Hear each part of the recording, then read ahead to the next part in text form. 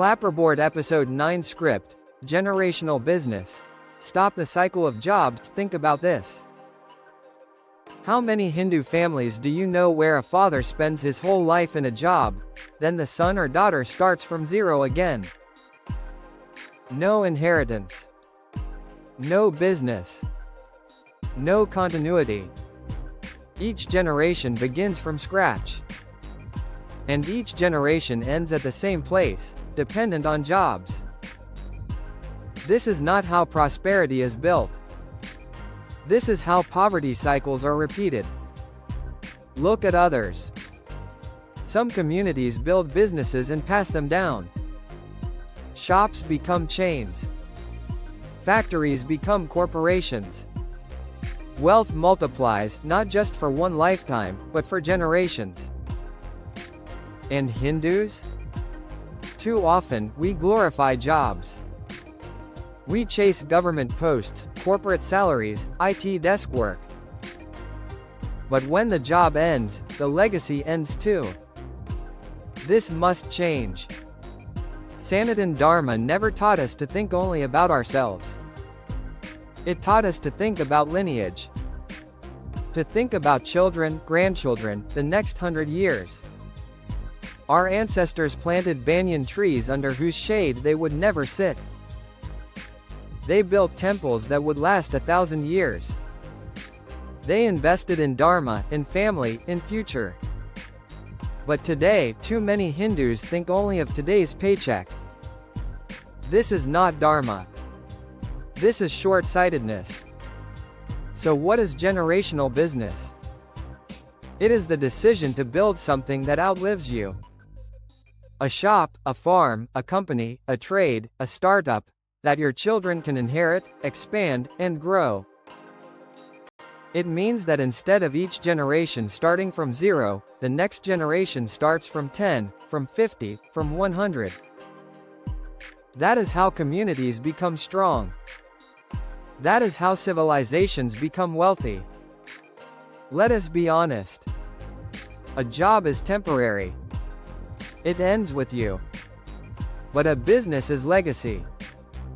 It continues after you. Others understand this. That is why their children inherit shops, factories, hotels, trade networks. They never start from zero. They start with a head start. And each generation climbs higher. Hindus must do the same. So how do we build generational businesses? First, start small, but start. Don't wait for millions in capital.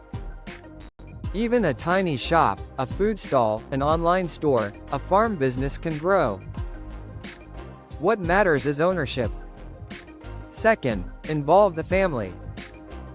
Teach children not just to study for jobs, but to understand business. Let them watch, learn, help, and slowly lead.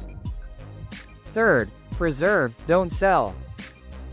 Too many Hindu families sell their land, their shops, their assets for quick money. And then regret later.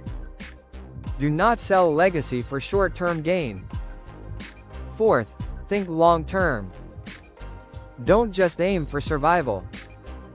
Aim for growth. Build structures, systems, and brands that can expand year after year. Remember, Lakshmi does not stay in a house that wastes her blessings. She stays where wealth is respected, preserved, and passed on. When you build generational businesses, you honor Lakshmi.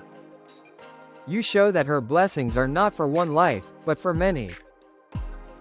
Imagine if every Hindu family owned even one business.